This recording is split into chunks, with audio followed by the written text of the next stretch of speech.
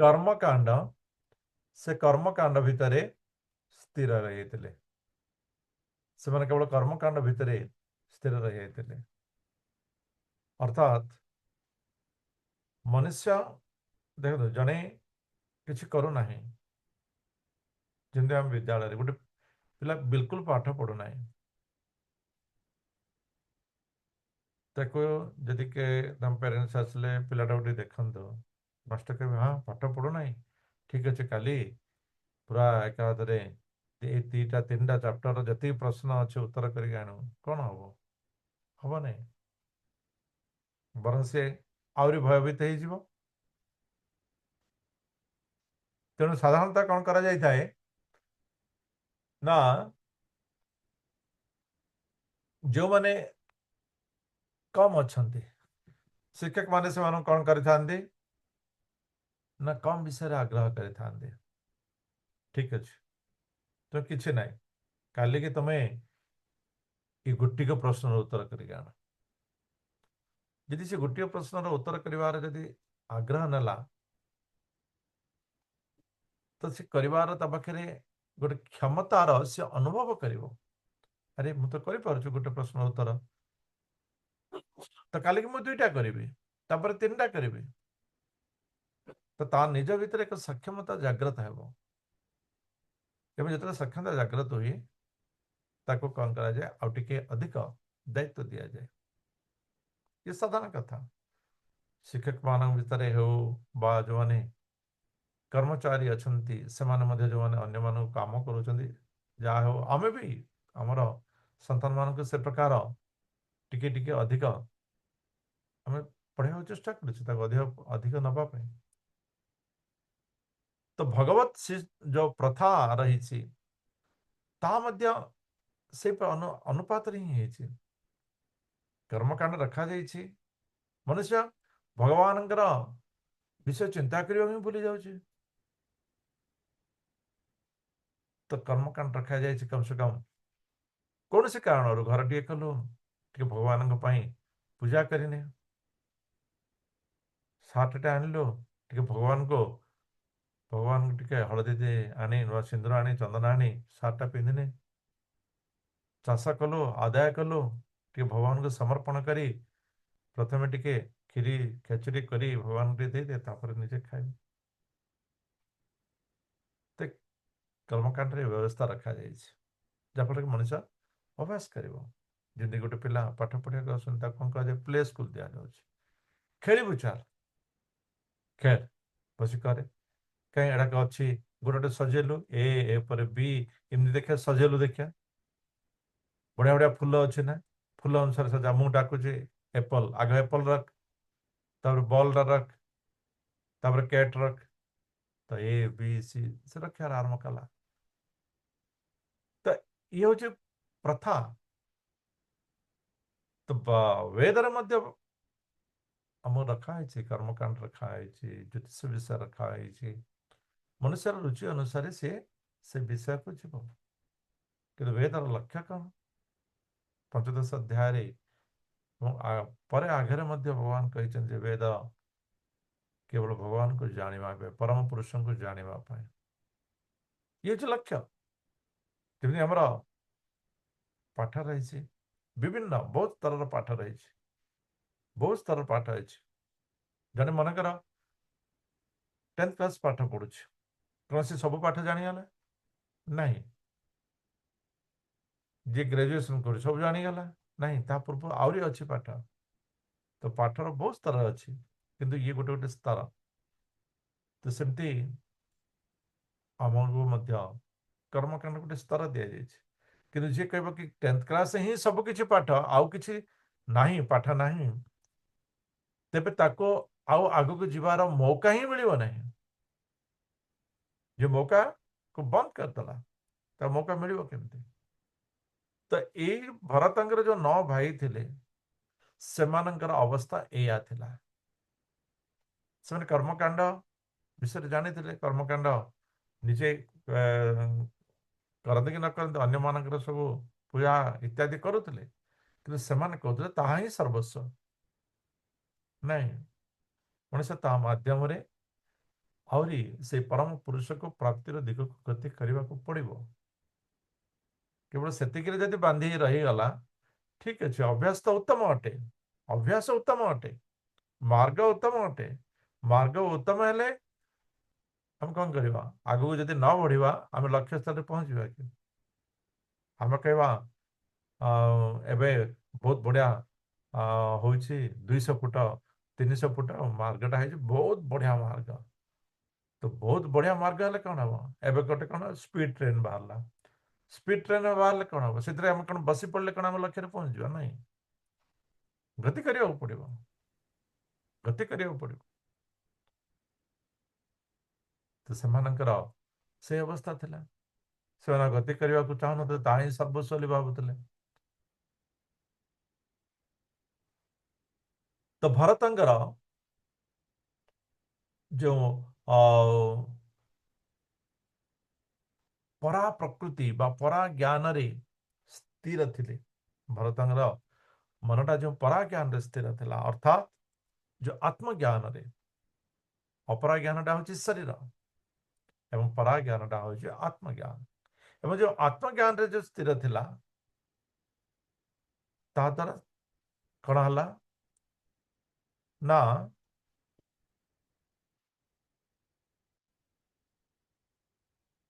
Opera ଜ୍ଞାନରେ ସ୍ଥିର ଥିବା ଅନ୍ୟ ଭାଇମାନେ ସେମାନେ ବୁଝିପାରିଲେ ନାହିଁ ଭରତଙ୍କୁ।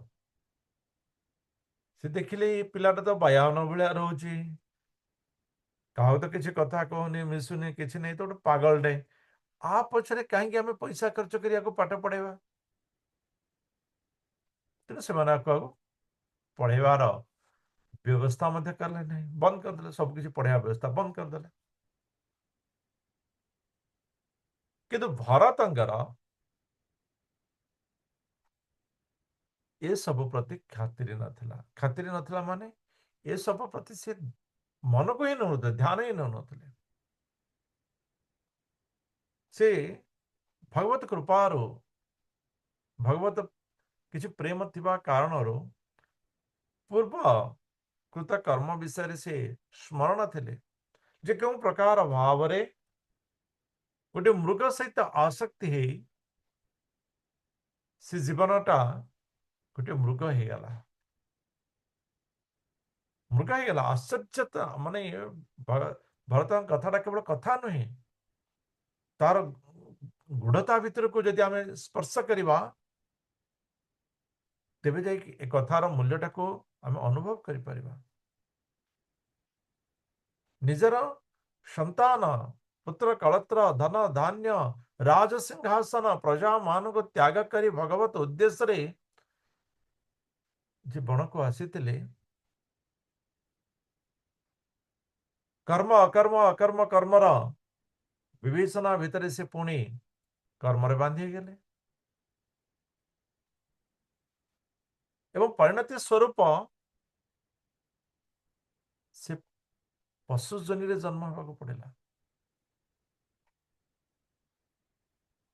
ପଶୁ ଜନିରେ ଜନ୍ମ ହେବାକୁ ପଡିଲା। ଅନ୍ୟକୁ ସ୍ନେହ କରିବା ଇଏ ଆମର କର୍ତ୍ତବ୍ୟ ରହିଛି, କିନ୍ତୁ ଆସକ୍ତି, ଏ ଆସକ୍ତିକୁ ଯଦି ଆମେ ଶୋଧନ ନ କରିବା, ତେବେ ଆମେ ପରୀକ୍ଷାରେ ଫେଲ ହବାଟା ସୁନିଶ୍ଚିତ ହେଇଯିବ। ବୈରାଗ୍ୟର ଯଦି କୁରାଢି ଯଦି ଆମେ ତିଆରି ନ କରିବା, ତେବେ ଏ ଯୋଉ ବଟବୃକ୍ଷ ରହିଛି ନା, ସୀମାହୀନ ବଟବୃକ୍ଷ, ଆକୁ କାଟି ପାରିବା ସହଜ ନୁହେଁ। କୌଣସି ମେସିନ କାମ ଦବ ନାହିଁ।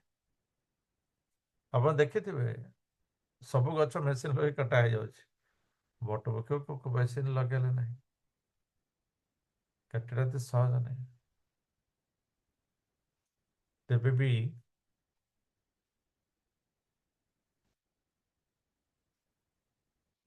ଯୋଉ ପରିସ୍ଥିତି ଆସି ପହଞ୍ଚିଲା,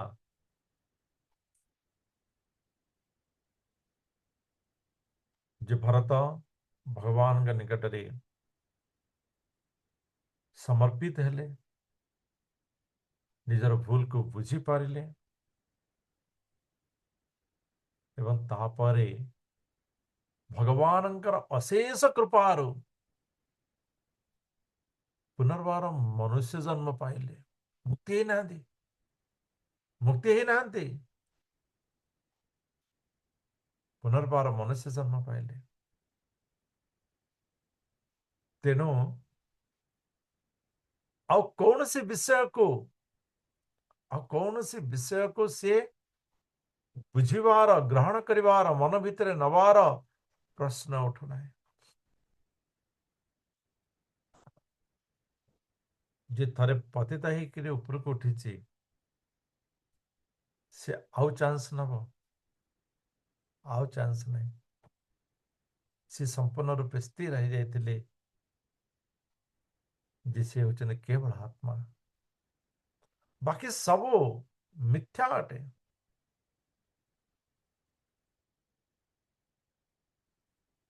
तेणु से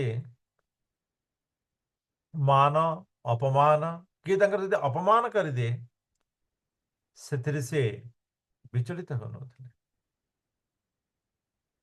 किए गाली देला, किए अपमान देला, किए कहीदेला, ए विषय विचलितता नथिला।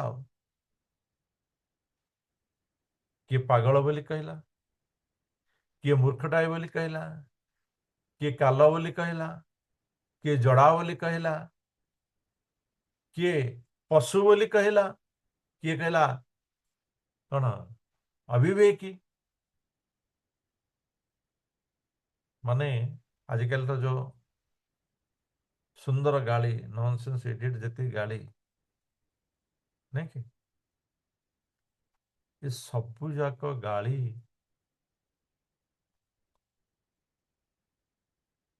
जोड़ा माने भरत पाखे आसी पहुंचला। गोटे गाली जदि आमको पड़ीज आम 3 दिन राति शुपर जदि भी आम कि न कहे किसी भी जदि न कहे कहूचे तो आहरी कौन हम तार परिणति हम अलग कथा किसी भी न कहले भी आम 3 राति शुपारूना आम मन एत अविचलित हो जाऊँ।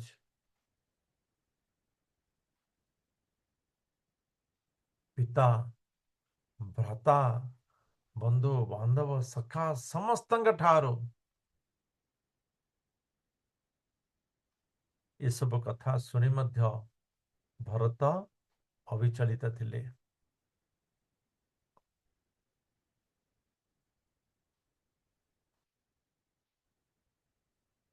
किंतु किछि लोकों पई ये गोटे मौका थिला। ये तो पागलटा है, पाठ तो पढ़ुना किंतु हाटा काटा तो रही तो ताको काम दबा तो निजर जहाँ काम अच्छी ताको दे दियंते से ता काम करे माने जेमति कि अन्य को जानी शुणी तापर बोझ लदेवा ओडिया जमती ना कि गोटे ढेग बेठी खटेवा तो सही प्रकार व्यवहार करागला एवं से प्रकार व्यवहार रे से किसी मागु नथले भी मुझे काम कले किसी दियो भी नहीं कि खाइबा को मुठाए देले काम तो कला एबर परिस्थिति तो नहीं आगे बिना रे किसी काम करवा से परिस्थिति नथिला जेहेतु काम करिछि सेवा करिछि तार खाद्य ताको जेमति दबार अछि तेणु ताको खाइबा को दउथिले खाद्य पदार्थ भी तो मिल जाउथला माने खाइबा तो मिल जाउथला अल्प विषय मध्य चिंता भरत पाखे नाला कि अल्प देला कि मोर खाइबा एतिकी से एते कम देला से चिंता नाला जहाँ भी दौले अल्प हो बेसी हो भला हो खराब हो एमती हो सेमिति हो बस शरीर पर खाद्यर आवश्यकता अच्छे मिल जाऊँ बस केवल एतिक ही संतुष्ट है केवल एतिक ही संतुष्ट है मनीष ଏ ସନ୍ତୁଷ୍ଟ ନ ହେବା କାରଣରୁ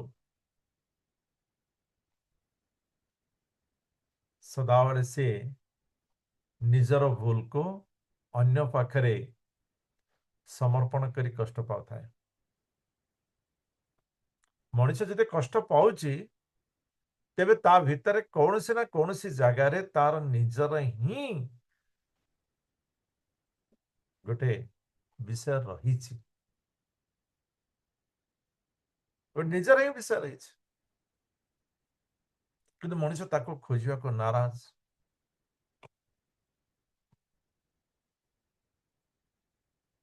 ବା ତାକୁ ଜାଣିବାକୁ ନାରାଜ। କିନ୍ତୁ ଗୋଟେ ବିଷୟ ରହିଛି। ତ ଏ ପ୍ରକାର ସେ କୌଣସି ପ୍ରକାର ଅଳ୍ପ ବହୁତ ଏସବୁ ଚିନ୍ତା ନ କରି କେବଳ ସେ ଖାଇ ଦଉଥିଲେ।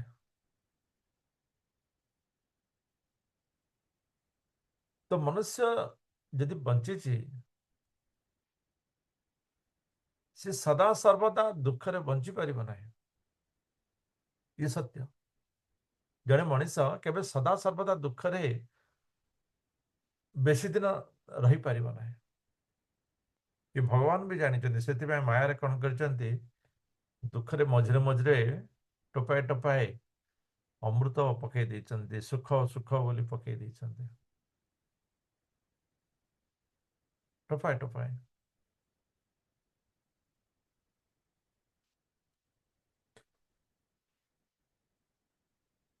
ମନୁଷ୍ୟ ସେଇ ବିନ୍ଦୁ ପାଖରେ ଭାବେ ଯେ ଯାହା ହଉ ମୁଁ ବୋଧହୁଏ ଅମୃତ ଭିତରେ ରହିଛି, କିନ୍ତୁ ବାସ୍ତବରେ ସେ ବିଷ ଭିତରେ ରହିଥାଏ। ତ ସେଥିପାଇଁ ମନୁଷ୍ୟ ସମ୍ପୂର୍ଣ୍ଣ ରୂପ ଦୁଃଖରେ ସଦା ସର୍ବଦା କେବେ ବି ରହିପାରିବ ନାହିଁ। ତେବେ ଭରତ ଆନନ୍ଦ କେଉଁଠୁ ପାଉଥିଲେ? ଆନନ୍ଦ କେଉଁଠୁ ପାଉଥିଲେ? ଘର ପରିବେଶ ସାଙ୍ଗ ସାଥୀ, ପିନ୍ଧିବା ରହିବା ଖାଇବା, ଏ ତ କୌଣସି ବିଷୟରେ ତାଙ୍କର ତ ବି ଉଚିତ ନଥିଲା ବା ଉତ୍ତମ ନଥିଲା।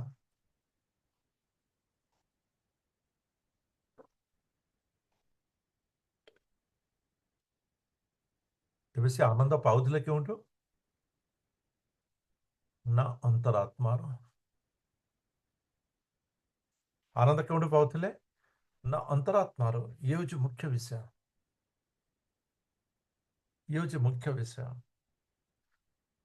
ନା ସିଏ ଗାଡ଼ିଆ, ନଦୀ, କେନାଳ ସେ ପାଣିକି ଦେଖିନଥିଲେ, ସେ ଦେଖୁଥିଲେ ସମୁଦ୍ରର ପାଣି, ସମୁଦ୍ରର ଆନନ୍ଦକୁ। ଏବଂ ଅନ୍ତରାତ୍ମାର ଆନନ୍ଦ ମଣିଷକୁ ସାରା ଜୀବନ ବଞ୍ଚିବାରେ ସହଯୋଗ କରିପାରେ, ଇଏ ପ୍ରମାଣିତ। କିନ୍ତୁ ବାହ୍ୟ ଆନନ୍ଦରେ ଗୋଟିଏ ଉଦାହରଣ ଦିଅନ୍ତୁ ଯିଏ ସାରା ଜୀବନ ବଞ୍ଚି ପାରିଛି। ଭୌତିକ ଆନନ୍ଦରେ ଗୋଟିଏ ଉଦାହରଣ ଦିଅନ୍ତୁ ଯିଏ ସାରା ଜୀବନ ବଞ୍ଚି ପାରିଛି। କିଛି ଦିନ ପାଇଁ ହେଇପାରେ, କିଛି ବର୍ଷ ପାଇଁ ହେଇପାରେ, ବେଶୀରୁ ବେଶୀ ହେଲେ ସାରା ଜୀବନ କେବଳ ଅନ୍ତରାତ୍ମାର ସେଇ ପରମାତ୍ମା ଆନନ୍ଦ, ପରମ ଆନନ୍ଦରେ ହିଁ ମନୁଷ୍ୟ ସାରା ଜୀବନ ବଞ୍ଚି ପାରିବ। କାହିଁକି? ନା ସେ ଆନନ୍ଦ ହେଉଛି ଅସୀମ, ସେ ସୀମାହୀନ, ସେ ସମ୍ପୂର୍ଣ୍ଣ ରୂପେ ମୁକ୍ତ। ଯୋଉମାନେ ମୁକ୍ତି ଚାହୁଁଛନ୍ତି ନା, ମୁକ୍ତି ମାନେ ମୁଁ କହୁଛି ସ୍ୱାଧୀନତା, ସମ୍ପୂର୍ଣ୍ଣ ରୂପେ ସ୍ୱାଧୀନ ରହିବି, ଇଏ ଆଜିକାଲି ମଣିଷର ମନ୍ତ୍ର। ମୁଁ ସମ୍ପୂର୍ଣ୍ଣ ରୂପେ ସ୍ୱାଧୀନ ରହିବି। ତ ସମ୍ପୂର୍ଣ୍ଣ ରୂପେ ସ୍ୱାଧୀନତା କେବଳ ଭଗବତ ସତ୍ତାରେ ହିଁ ପ୍ରାପ୍ତ ହେଇପାରିବ, କେବଳ ଭଗବତ ସତ୍ତାରେ ପ୍ରାପ୍ତ ହେଇପାରିବ। ପରମ ଆନନ୍ଦ, ପରମ ସ୍ୱାଧୀନ, ପରମ ସତ୍ତା ପାଖରେ ହିଁ ପ୍ରାପ୍ତ ହେଇପାରିବ। ତ ମନୁଷ୍ୟ ଭଗବତ ଅଂଶ, ତେଣୁ ସେ ଆନନ୍ଦକୁ ପ୍ରାପ୍ତି କରିବାକୁ ଚାହୁଁଛି, ସ୍ୱାଧୀନତାକୁ ପ୍ରାପ୍ତି କରିବାକୁ ଚାହୁଁଛି, କାହିଁକିନା ଭଗବାନ ହଉଛନ୍ତି ସମ୍ପୂର୍ଣ୍ଣ ସ୍ୱାଧୀନ। ଭଗବାନ ହଉଛନ୍ତି ସମ୍ପୂର୍ଣ୍ଣ ଆନନ୍ଦ। ଆମେ ଅଂଶ, ତେଣୁ ଆମ ପାଖରେ ମଧ୍ୟ ସେ ଗୁଣଟା ଟିକେ ରହିଛି। ବାପାର ଗୁଣ ତ ପୁତ୍ର ପାଖରେ ରହିବ ହିଁ ରହିବ। ସେ ଗୁଣ ଆମ ପାଖରେ ରହିଛି, କିନ୍ତୁ ଆମେ ବୁଝିପାରୁନା।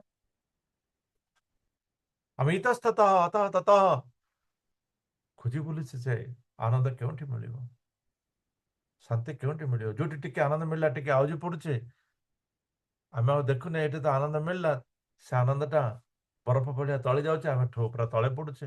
ଆଉଥରେ ଦୌଡୁଛେ କୋଉଠି ଟିକେ ମିଳିବ, ଆଉଥରେ ଦେଖୁଛେ ଗୋଟେ ଖୁଣ୍ଟଟେ ଅଛି ଆନନ୍ଦ, ସେ ଖୁଣ୍ଟରେ ଟିକେ ଆଜି ଅଛି, ସେଇଟା ପୁଣି ବରଫ ଭଳିଆ ତଳେ ଗଲା, ପୁଣି ଆଉଥରେ ଖୋଜି ଅଛି।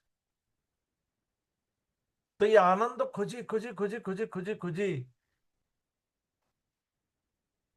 आनंद आनंद कौन କରୁଛେ ଆମେ ସାରା ଜୀବନ? କଣ କରିବି? ଗୋଟିଏ ମନ୍ତ୍ର ହିଁ ନଉଛେ, କଣ କରିବି, କଣ କରିବି, କଣ କରିବି, କଣ କରିବି। ଇଏ ହଉଛି ମନ୍ତ୍ର। ଜଣେ କହିଲା ହଉଛି ଏଇଟା ହଉଛି ଦରିଦ୍ର ପଞ୍ଚ ଆକ୍ଷରୀ ମନ୍ତ୍ର। କଣ କରିବି ହଉଛି ଦରିଦ୍ର ପଞ୍ଚ ଆକ୍ଷରୀ। ଏ ମନ୍ତ୍ରଟା ମଣିଷକୁ ଦରିଦ୍ର କରିଦିଏ। ସତ କଥା। କଣ କରିବି, କଣ କରିବି, କିଛି କରିବାର ନାହିଁ। ଗୋଟିଏ ଜିନିଷ କରିବାର ଅଛି, ସେ ପରମ ଆନନ୍ଦ ପରମ ସତ୍ତା ତା ସହିତ ଯୋଗ ହେବାର ଅଛି। ଯେତେ ପର୍ଯ୍ୟନ୍ତ ସେଇଆ କରିନାହଁ, ସେତେବେଳେ ପର୍ଯ୍ୟନ୍ତ ନା ଆନନ୍ଦ ନା ସ୍ୱାଧୀନତା ଏ କିଛି ମିଳିବ ନାହିଁ। ଏ କିଛି ମିଳିବ ନାହିଁ। ଯେଉଁମାନେ କହୁଛନ୍ତି ଯେ ଆମକୁ ବି ସ୍ୱାଧୀନ ଦରକାର, ଆମେ ବି ସ୍ୱାଧୀନ ରହିବୁ, हम किसी से कम नहीं है, ये सत्य। तुम किसी से कम नहीं है, तुम କାହାଠାରୁ ବି କମ ନୁହଁ, କିନ୍ତୁ ଜଣଙ୍କ ଠାରୁ ବହୁତ କମ ଅଛ, କେବଳ ଜଣଙ୍କ ଠାରୁ।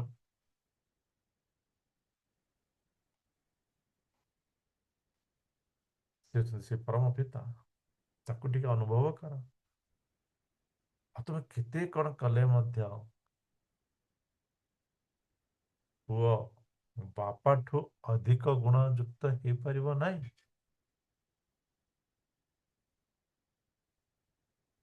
ତେଣୁ ପରମ ପିତା, ଯେ ପରମ ପୁରୁଷ ଭଗବାନଙ୍କ ନିକଟରେ ସମର୍ପିତ ହେବା, ଇଏ ହିଁ ପରମ ଆନନ୍ଦ ଏବଂ ଏହା ହିଁ ପରମ ସ୍ୱାଧୀନ ଅଟେ।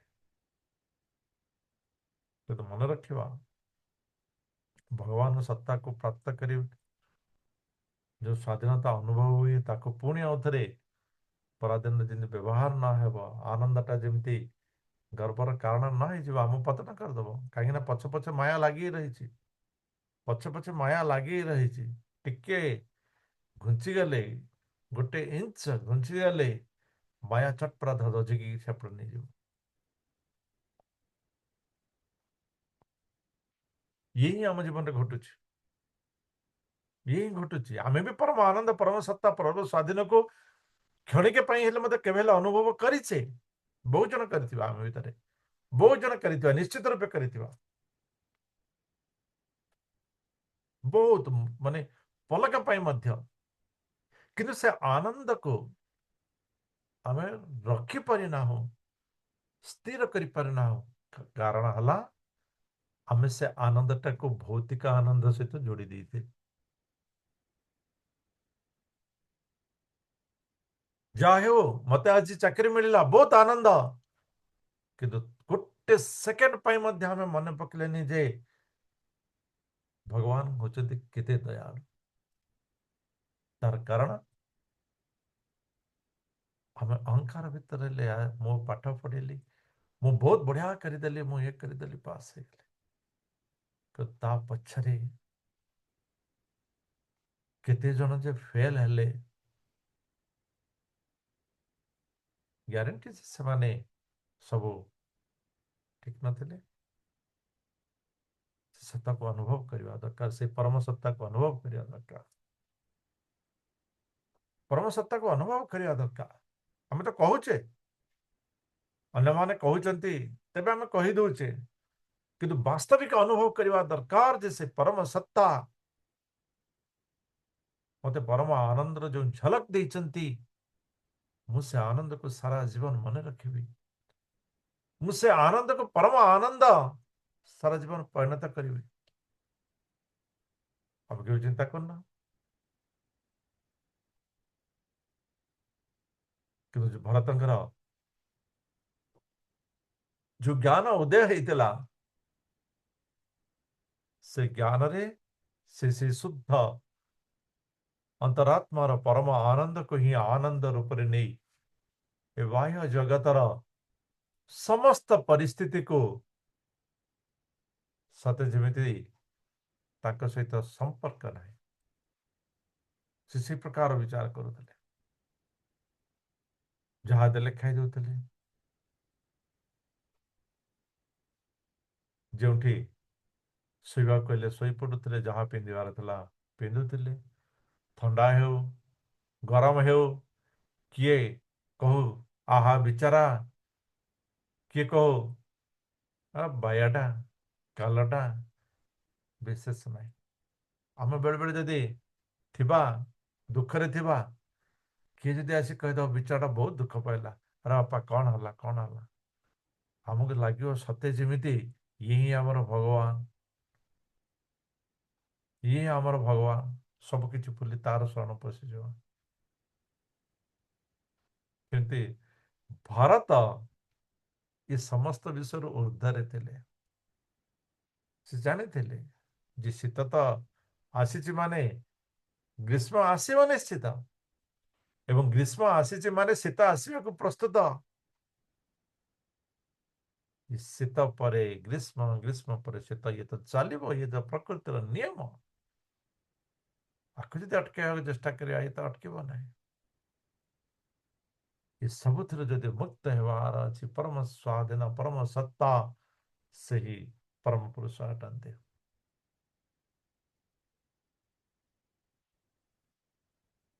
ତେଣୁ ଭରତ ଏ ଦେହର ଯେ ସତ୍ତାକୁ ସେ କୌଣସି ପ୍ରକାରେ ସ୍ପର୍ଶ କରୁନଥିଲେ। ବନ୍ୟା ବାତ୍ୟା ତାଙ୍କ ପାଇଁ କିଛି ଫରକ ନଥିଲା।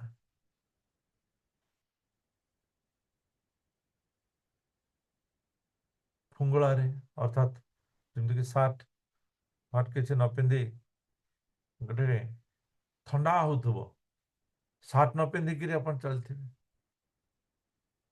ସେ ବୁଝିପାରୁଥିଲେ ଯେ ପରମ ସତ୍ତା କଣ।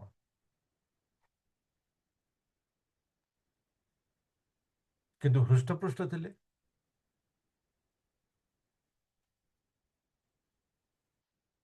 ଯଦି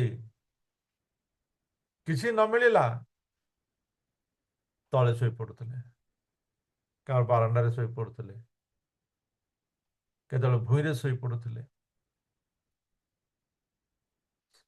ସୁସ୍ଥ ସବଳ ଥିଲେ, କିନ୍ତୁ କେବେ ତେଲ ମାଲିସ କରୁନଥିଲେ, କି ସ୍ନୋ ପାଉଡର କିଛି ଲଗାଉନଥିଲେ,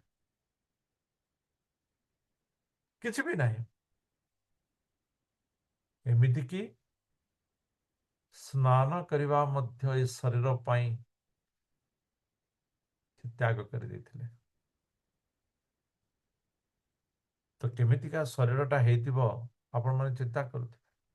ତଳେ ଶୋଇବା, ଯାହା ମିଳିଲେ ଖାଇବା, କେଶ ସଜ୍ଜା ନାହିଁ, ସ୍ନାନ ନାହିଁ, ପୁଙ୍ଗୁଳା, କେଉଁ ପ୍ରକାର ଶରୀରଟା ହେଇଥିବ ଆମେ ଚିନ୍ତା କରିପାରୁଥିବା। ଯେଉଁ ଚିନ୍ତାଟା ଆମର, ଯେଉଁ ରୂପଟା ଆମର ଆସୁଛି, ସେ ରୂପଟା ଆମ ପାଖରେ ବି ଅଛି।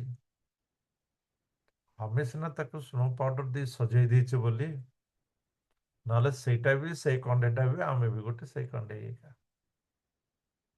ଭରତ ମହାରାଜ ସମ୍ପୂର୍ଣ୍ଣ ବୁଝିପାରିଥିଲେ। ଭରତ ମହାରାଜ ସମ୍ପୂର୍ଣ୍ଣ ରୂପେ ବୁଝିପାରିଥିଲେ।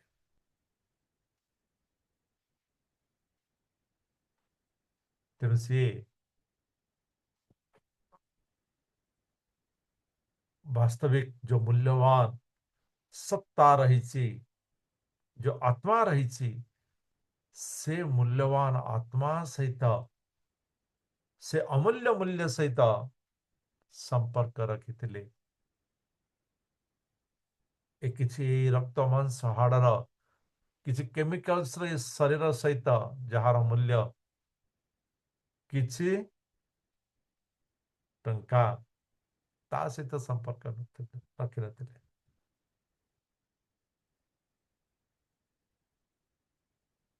भगवत सत्तार आनंद रे ब्रह्म तेज रे से तेजियान थिले,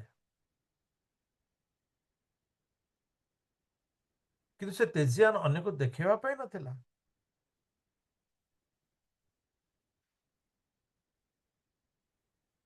यदि सफा सुतरा थे पछताते तो बहुत तेजियान देखा देता, किंतु से ताहा आउ देखेवा काले बांधी जीवी कौन से कारण आउ ये जगत रो माया रे 0.1% संपर्क भी बांधी नहीं जीव से मुक्त रही था।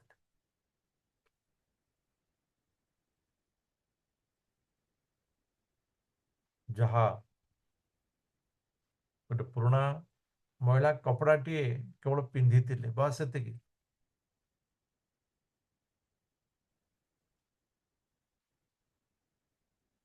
ब्राह्मण घरे से जन्म नहीं, समय अनुसार से व्रत व्रतपनयन भी होता, उपवीत भी स्कंदरे थिला, से उपवीतर मध्य अवस्था से प्रकार थिला। किछ लोक कहते ये क्यों प्रकार ब्राह्मण जी तार उपवीत को ही सफा रखी पाने, ये धिक्कार। किंतु भरत ये सबुथिरो ऊपर को जो ऊर्ध्व स्थिति ही ये विषय अन्य माने देखि पारु नथिले। हला कि जन कहते ना भगवान सत्ता को अपन देखी कहते, तो अपन भीतर कौन फरक आछि? ये फरक होची एया,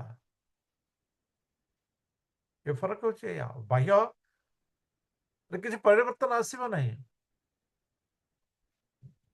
किंतु अंतरात्मा जो आनंद को अनुभव करिवा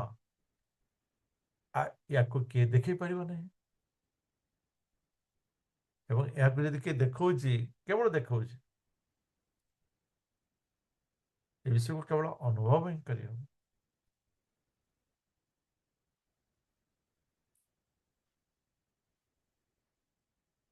जितेबाला से देखुं जे क्या घरे किए कम देले टे कम कर दौरान किसी खाया मिलले खाई दौरान भाई मैंने कहले कि तुम आगरे तागरे कहीं कम कर आमर एत चाष जमी पड़ी जाओ चाष कर गोटे चाषी मूलिया करते सी भाई मान कथा को अवज्ञा करना चाष चला खाल ढीप आउ किसी चिंता करवार ना। तो से प्रति चिंता न करी सी कौन कले ना से काम लगी रहे। भाई मैंने कौन करती कथार नहीं कि हांडी करी खाइबा को दबा माने अब किसी नथिबो जहा थिबो कोरा करी करी दे दबा। तो से प्रकार हांडी रे जहा टिके तळगु थिबो कोरा करी ताको खाया को दिए जाते एवं ताको काम रे लगा। किंतु भरतंगर से किसी फरक नथिला, चिंता नथिला जे भाई माने एमिति करछन्ते भौज माने ए प्रकार नाय। से चिंता केवल गोटे चिंता रे से परम पुरुष परमात्मा आनंद ही से आनंदित थे। बाकी जहाँ हो जमीती हो बा से शरीर पर मुठाटे खाइबा को मिलगला जहाँ तो मुठाटे मिलगला एवं ताको खाई से सत्तार आनंद को अनुभव करुले। से परम सत्तार आनंद को से अनुभव करुले और से परम सत्तार आनंद भितर सी सब बेले